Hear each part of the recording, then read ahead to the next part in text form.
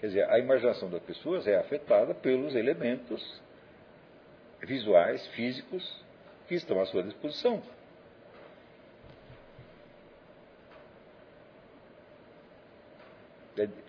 Dificilmente você vai criar esquemas, né, que não tem nada a ver com as formas do ambiente físico. Uma vez eu fiz essa hipótese, vamos dizer,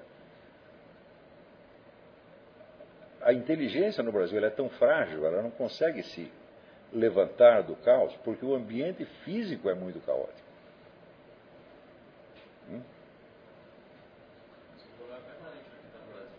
Como é? Fale mais alto. Isso é um problema permanente para quem está no Brasil. Sem sombra de dúvida. Quer dizer, você vai ter que criar o seu ambiente estético, ou com elementos imaginários, ou viajando pelo mundo, vendo outras coisas e se deixando impactar.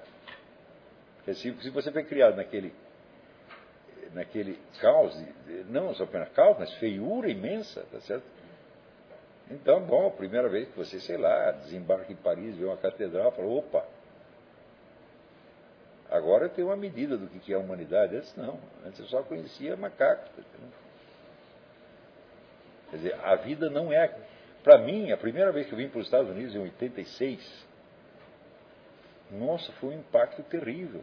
Foi aqui pela primeira vez que eu percebi que alguns problemas tinham solução.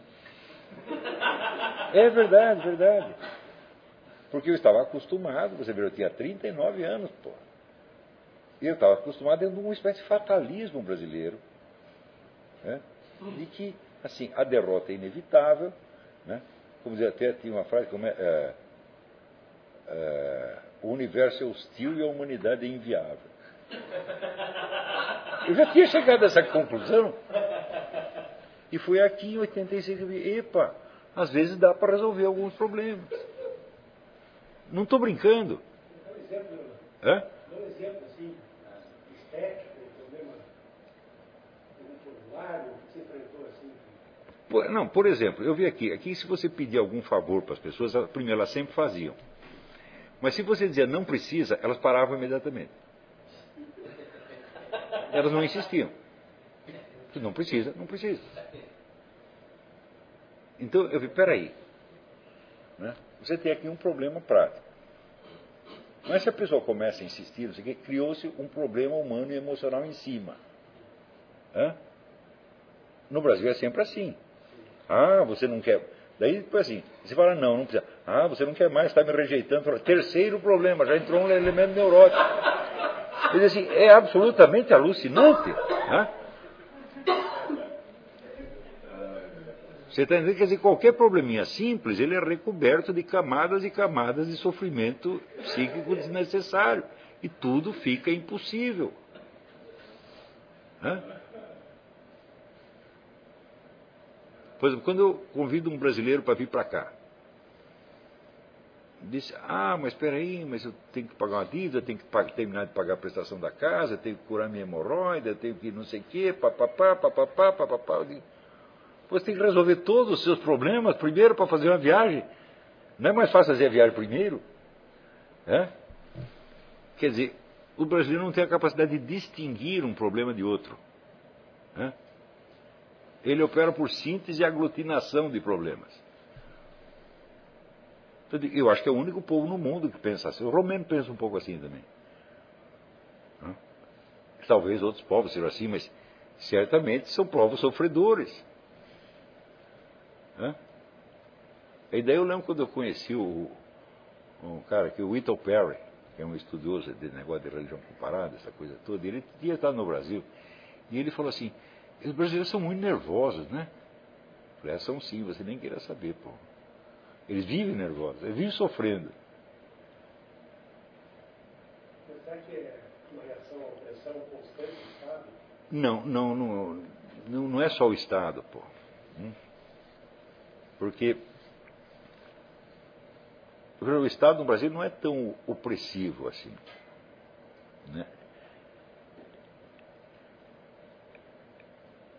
Você não pode comparar aquilo com a ditadura soviética ou nazista, e nem com o Estado americano. O Estado americano é muito mais intrusivo do que o brasileiro.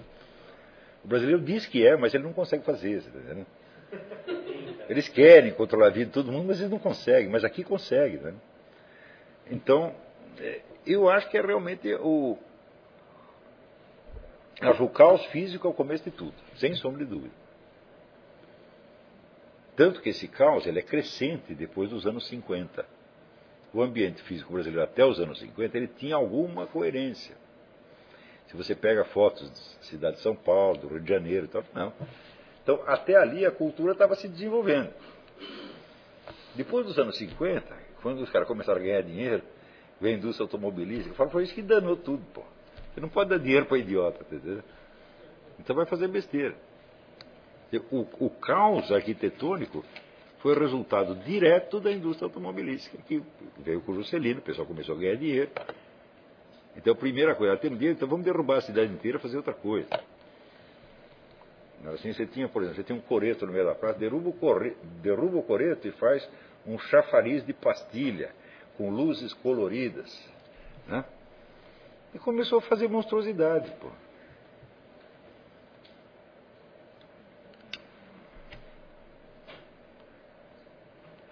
Eu acredito que não existe no mundo cidades tão feias quanto as cidades do interior do Brasil. Existem lugares mais pobres, não é isso? Mas você veja que no Brasil a feiura não está nos lugares mais pobres, porque nos lugares mais pobres, por exemplo, eu morei muito tempo em Iguape, sul do estado de São Paulo, uma das regiões mais pobres. Não era tão feio, porque os caras não tinham dinheiro para derrubar o antigo e fazer o treco novo. Então você tinha uma certa harmonia da arquitetura colonial, essa coisa assim, aquelas casinhas. Né? Daí entrou o dinheiro, pronto, eles derrubam tudo e começam a fazer besteira no lugar. Sem pensar o efeito que isso vai ter sobre as próximas gerações.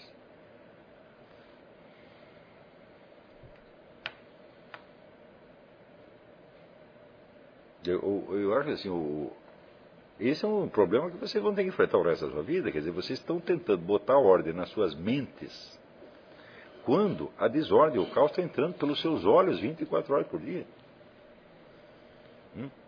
Então, bom, primeiro você tem que criar uma autodefesa estética, isso aí é básico, né? Então você rechear a sua mente de imagens de coisas bonitas, lugares bonitos, e por isso que eu dou aquelas melodias para o pessoal decorar. E, bom, se tudo que está em volta é feio, você fecha seus olhos e vive no mundo imaginário, pô. Mas no mundo imaginário, preenchido de coisas reais. Elas são reais, só que elas não estão ali. Eu lembro quando eu morava num lugar chamado Poá, que é uma das cidades mais disformes do universo, tá certo? Eu mentalmente eu estava em Roma, Paris, porque eu falo, não aguento olhar essa coisa aqui. Tá?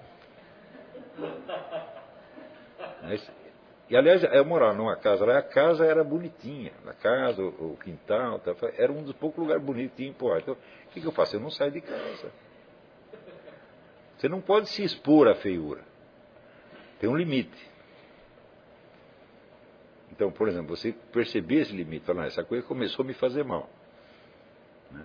Então, daí eu fechar os olhos e pensar em outra coisa. Pega um livro de gravura, pintura. Tal, né? Não, mas no Brasil eu nunca encontrei patrocínio para nada que eu quisesse fazer. Absolutamente nada. Assim, os projetos mais urgentes e decisivos, tá certo? Nada. Isso é absoluto. Essa é outra coisa incrível. Aqui nos Estados Unidos todo mundo contribui para tudo. Não tem um americano que não contribua para 20, 30 campanhas diferentes. Aqui é costume, por exemplo, os caras deixarem a sua herança para uma instituição, para uma fundação. Muita gente faz isso. Essa ideia não existe no Brasil. Isso quer dizer, a dimensão da generosidade não é conhecida no Brasil.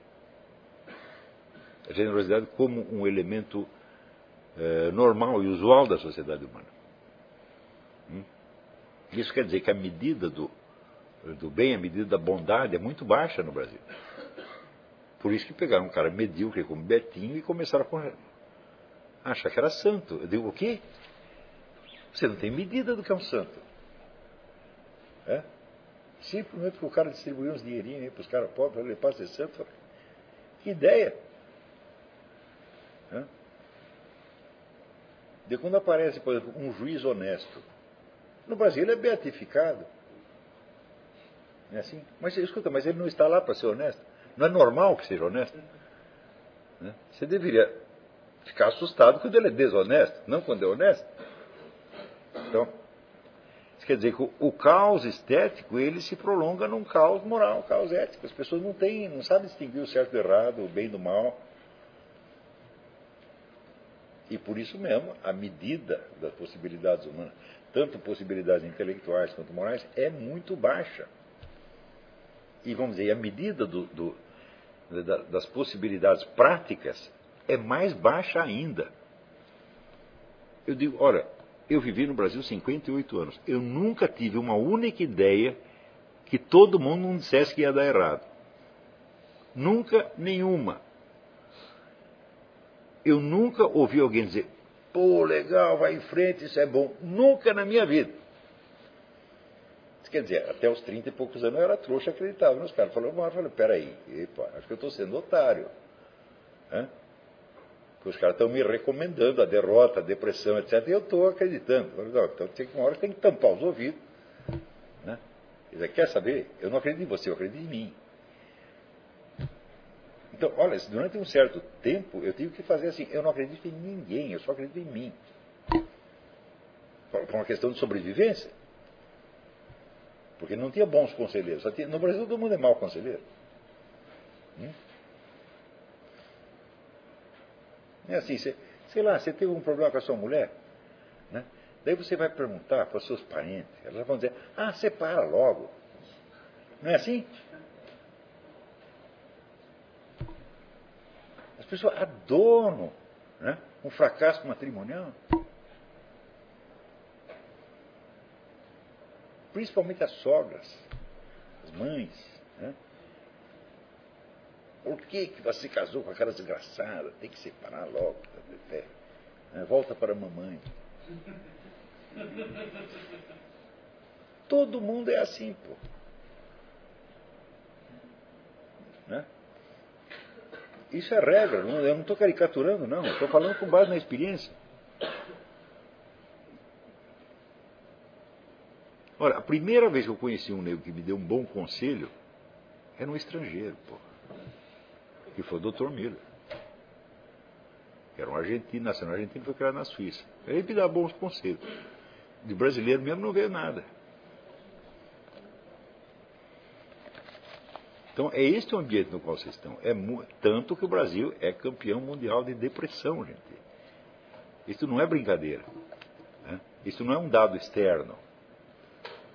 Só, eu digo, você está no meio depressivo, e isso significa que o seu intercâmbio com as pessoas também tem um forte elemento depressivo.